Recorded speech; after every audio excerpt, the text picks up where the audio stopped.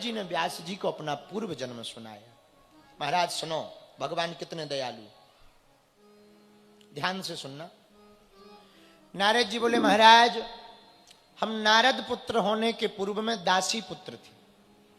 हमारी माता जी का काम था घर घर जाना, सेवा करना, साफ सफाई करना, फिर भोजन की व्यवस्था होती थी। गौशालाओं में माता जी जाती थी। नारद जी बोले, महाराज हमारी अवस्था छोटी सी थी, लेकिन हम पर संतों की कृपा हो गई। जिन पर महात्मा की कृपा हो जाती है उन पर परमात्मा की कृपा हो जाती है। हमारे गांव में महात्मा आए। नारद जी बोले, महाराज हमारे गांव में महात्मा आए, बड़े बड़े महात्मा, बड़ी बड़ी जटाएं, बड़े बड़ा तिलक लगाए हुए आए। गांव वालों ने कहा, महाराज चातुर्मास यहीं कर लो।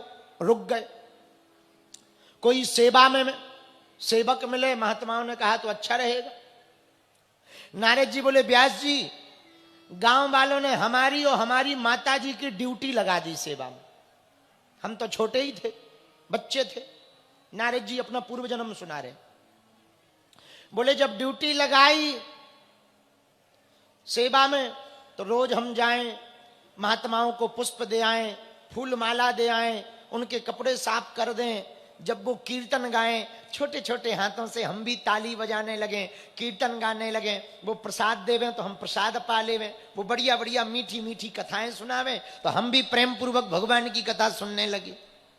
महाराज कुछ ही दिन बीते हैं कि 4 महीना पूरे हो गए।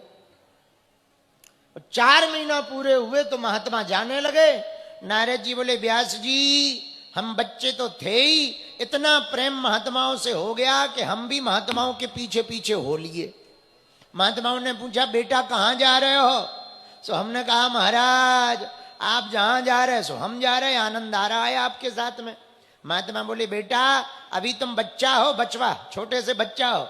यदि तुम हमारे साथ चले जाओगे तुम्हारी माता जी गाली बकेंगी कि हमने महाराज जी को सेवा में बेटा दिया था, वो बाबा बना के ले गए। आफत हो जाएगी, घर लौट जा। ये माला ले, माला, और ये माला से जप कर, जब माता जी आज्ञा दे दें सो आ जाना हमारे पास। ऐसा कह के महात्मा चले गए। नारद जी बोले, व्यास जी हमको तो बड़ा बुरा लगा। घर तो वापस आ गए पर अब ये मन लगे ही नहीं, न खाने में लगे न सोने में लगे। दिन भर माला जप करते रहे और बैठे रहे। बोले, ज्यों हमारी माला जप बढ़ गई सो माता जी की टेंशन बढ़ गई। क्या टेंशन? बोले, इधर हम माला जपे, उधर माता जी का बीपी हाई हो गया, कहीं बेटा बाबा ना बन जाए। माताओं की एक ही टेंशन है, बेटा गुंडा बन जाए कोई दिक्कत नहीं है, बेटा उपद्रवी बन जाए कोई दिक्कत नहीं है, बेटा उचक्का बन जाए कोई दिक्कत नहीं, पर बेटा बाबा ना बन पाए। खासकर हम इस बात से जरूर जूझ रहे हैं। हाँ, हम अपनी ही बता रहे हैं। तो नारद जी बोले, हमारी माता जी को व्यास जी चिंता हो गई, बेटा बाबा ना बन जाए। नारद जी बोले, उसी समय एक ज्योतिषी जी घर पर आए। अरे मैया राम राम। सो हमारी माता जी ने ज्योतिषी के पांव पड़ के कहा, महाराज जरा हमारे बेटा की कुंडली तो देखो, अब तो एक ही टेंशन है। ज्योतिषी बोला, क्या टेंशन? महाराज बढ़िया रुनक झुनक करती हुई छोटी सी दुल्हनिया आ जाए, आनंद आ जाएगा। नारद जी बोले, व्यास जी हम भीतर बैठे बैठे सुन रहे थे। नारद जी बोले, महाराज हमने तो सोचा था कि माता जी ऊपर जाएं तो हम संतों के पास जाएं। माता जी तो एक नैया पद गले में डालना चाहती, शादी वाली। नारद जी बोले, व्यास जी ये शादी बड़ी खराब है। क्यों? जिसके गले में ये घंटिया पहन गई उससे पूछो। जिनकी हो गई वो भी रो रहे, जिनकी नहीं भाई भी डबल रो रहे। हाँ, अब वो बात अलग है कि कोई प्रेम प्रेम में कह दे, नहीं नहीं सब अच्छा है, सब अच्छा है। शादीशुदा पुरुष कितने बैठे, जरा हाथ उठाओ इधर वाले। खुश हो? नहीं हो? हमें पहले ही पता था, यही पता था हमें। बहुत बढ़िया, बहुत बढ़िया, बहुत बढ़िया। खैर कुछ लोग प्रसन्न भी रहते हैं, कोई बुरी बात नहीं है। लड़ाई किन किन के घर पर होती है आपस में? पति पत्नी में। पुरुष हाथ उठाएं, कुछ तो इस चक्कर में नहीं उठा रहे कि टीवी पे यदि आ गए और घर पे देख लिया तो आज से ही राशन बंद। जिनके घर पे लड़ाई होती हो हमारे पास उपाय हैं, पूछो तो दें। चाहिए? जितने विवाहित पुरुष बैठे सुनो, घरवाली तुम्हारी लड़े, भयंकर लड़े, तुरंत चप्पल उठाओ और पहन के निकल जाओ, क्योंकि जो तुम सोच रहे हो वो तो कोई नहीं कर पाया।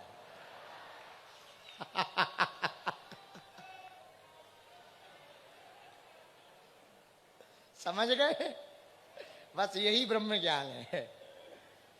हरे हरे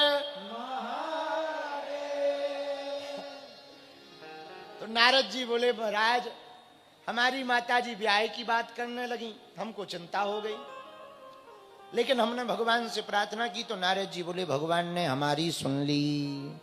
क्या सुनी? शाम के समय नारद जी बोले हमारी माता जी गौशाला में गौ सेवा करने गई, एक काले नाग ने काट लिया। काले सांप के काटने से माता जी मर गई। नारद जी बोले गांव वालों ने बताया माता जी मर गई। नारद जी बोले हमें इतनी खुशी हुई कि डांस कर ले, नाच ले। पर नारद जी बोले कहीं हम यदि नाचेंगे तो गांव वाले कहेंगे बताओ कितना मूर्ख बेटा है, माता जी के मरने पर नृत्य कर रहा। नारद जी बोले हमें समझ आ गया, भगवान ने हमारी सुन ली। जितनी संपत्ति थी सब बेच करके माता जी की अंत्येष्टि में लगा दिया और जिस तरफ संत गए थे उसी दिशा में चल दिए। बोलो सीताराम।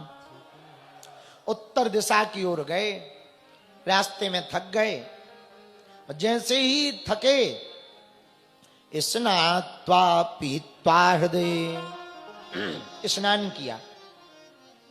स्नान करके बैठे वृक्ष के नीचे, भजन में मन लगने लगा तो बोले माला लेकर हम जप करने लगे। और जैसे ही हमने जप प्रारंभ किया, नेत्र बंद किए, तो जैसे ही नेत्र बंद हुए हमारे हृदय के अंदर वो श्याम सुंदर जिनकी अद्भुत छटा है, जिनकी लटाएं लटक रही, मुस्कुराता हुआ चेहरा है, लाल लाल होंठ हैं, कपोल भरे हुए हैं, शंख जैसा कंठ है, भुजाएं भरी हुई हैं, पीतांबर धारण किए हुए मोर मुकुट बंसी वाले श्याम सुंदर प्रकट हो गए।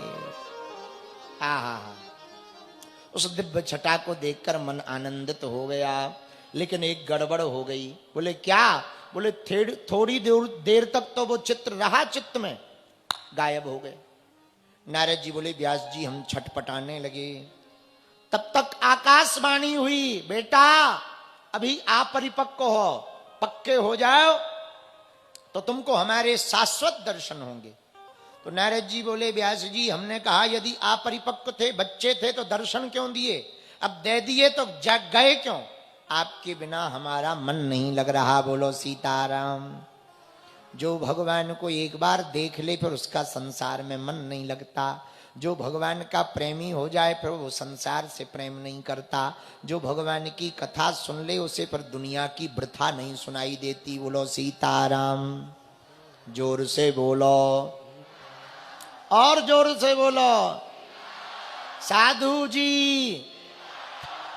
लेकिन नारद जी बोले उसी समय महाप्रलय पड़ा। महाप्रलय में पूरा संसार भगवान के गर्भ में गया, हम भी भगवान के गर्भ में पहुंच गए। बाद में जब भगवान ने दोबारा संसार बनाया, नारद जी बोले व्यास जी मात्र थोड़ा सा संत संग कर लेने से, भगवत भजन कर लेने से, एक समय में हम दासी पुत्र थे, लेकिन मात्र इतना संग संतों का कर लेने से दूसरा जन्म हमारा ब्रह्मा पुत्र नारद के रूप में हुआ। ये भगवान की कृपा है। दासी पुत्र ब्रह्मा पुत्र नारद बन गया, ये भगवान की कृपा है। इतने दयालु हैं भगवान। अब बोले कितने दयालु? बोले जब हम ब्रह्मा पुत्र नारद हो गए तो एक दिन कीर्तन करते करते हम बेहोश हो गए, गिर गए। भगवान को दया लगी। भगवान श्री हरि ने प्रकट होकर के अपना वीणा हमको पकड़ा दिया और कहा कि अब इस वीणा के द्वारा हमारे नाम का प्रचार करो। कितने दयालु हैं भगवान। बोलो करुणा वरुणालय भगवान की। नारद जी बड़े भावपूर्वक भगवान की कथा व्यास जी को सुना रहे थे। सुनाते सुनाते व्यास जी के हृदय में भागवत जी प्रकट होने लगी। उन्होंने स्नान किया और 335 अध्याय, 12 स्कंद, 18,000 श्लोक, 18,000 श्लोक, 335 अध्याय और 12 स्कंद, 12 स्कंद की एक दिव्य संगता उन्होंने लिखवा डाली, जिसका नाम भागवत पड़ा। बोलो भागवत भगवान की। बालाजी महाराज के कृपा पात्र बागेश्वर धाम पीठाधीश्वर परम पूज्य धीरेन्द्र कृष्ण शास्त्री जी महाराज का पावन संकल्प। मध्य प्रदेश में छतरपुर के ग्राम गढ़ा में बनेगा विश्व स्तरीय कैंसर अस्पताल एवं रिसर्च सेंटर, जिसकी आधारशिला देश के यशस्वी प्रधानमंत्री नरेंद्र मोदी जी के कर कमलों से रखी जा चुकी है। 200 करोड़ रुपए की लागत वाले 100 बेड के इस अस्पताल में गरीबों का होगा मुफ्त इलाज। ये बहुत बड़ा अवसर है, बहुत बड़ा काम है। संकल्प बड़ा हो, संतों के आशीर्वाद हो, प्रभु की कृपा हो, तो समय सीमा में सब पूर्ण होता है। हमारे प्रियजनों, बागेश्वर धाम पूरे भारत के लोगों, अभी तक अस्पतालों में मंदिर थे, अब मंदिर में अस्पताल होगा। कैंसर हॉस्पिटल निर्माण हेतु सहयोग देकर पुण्य के भागी बने।